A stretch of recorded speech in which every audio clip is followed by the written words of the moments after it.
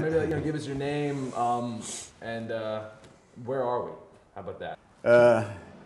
Name is Ike Johnstone. Right now we're at the Bill Pickett Riding Academy, located on West River Drive in Montgomery, Fairmount Park, Philadelphia. We moved in here to start a youth program to work with the youth, primarily in the Temple area. That's where it all, because I spent 30-some years of my life in Temple. I have 4 kids, they all graduated from Temple. So it was started to, like, as far as I'm concerned, to give back to Temple and to the kids in that area. Right. And I know one of the things that it did for me when my kids were young, I think my oldest boy, who's 33 now, when he was about 12, with all my kids, we got involved in horses. And I like to think, and matter of fact, I know that it built up their self-confidence. And it's one of the reasons why I think, well, these horses are credited to Lance being in the NFL. By what I mean is he was a shy, skinny kid, and by working with these animals, he built up his self-confidence and whatnot.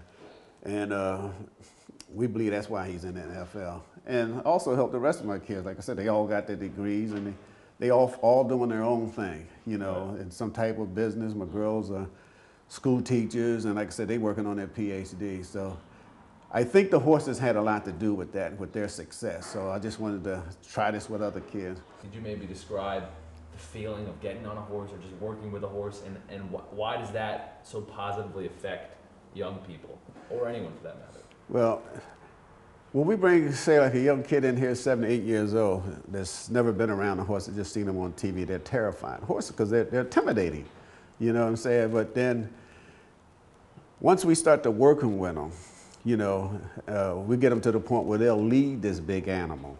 Can you imagine what that does to one? You know, 2 days ago they was terrified. Now they're leading this big, huge animal, you know, just with his fingertips.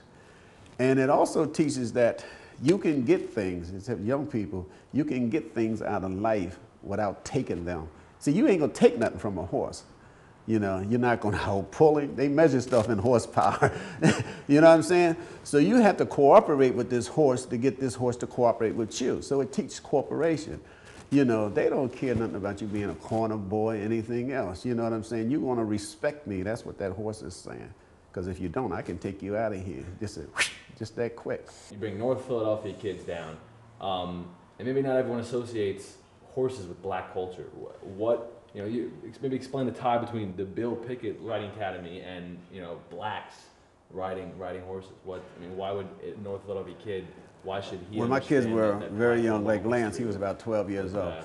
I remember us going to a horse auction, and I wanted to buy him a cowboy hat, and Lance refused the cowboy hat. He said, "Dad, because all that's doing is imitating a white man." You know, he was just 12 years old.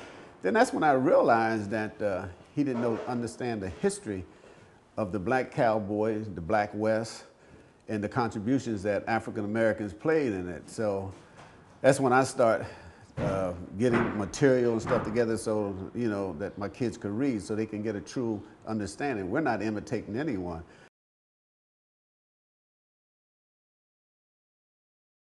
There's a history there. If you really get into the history of the West, and we call it the Black West, it was the blacks who settled the West, you know, including the Buffalo Soldiers. They're the ones who fought the Indians, you know, they never played that. So it's that history that I end up trying to teach my kids. Now we pass that on, because that's one of the things we do down here is teach the history of the Black West and the Buffalo Soldier.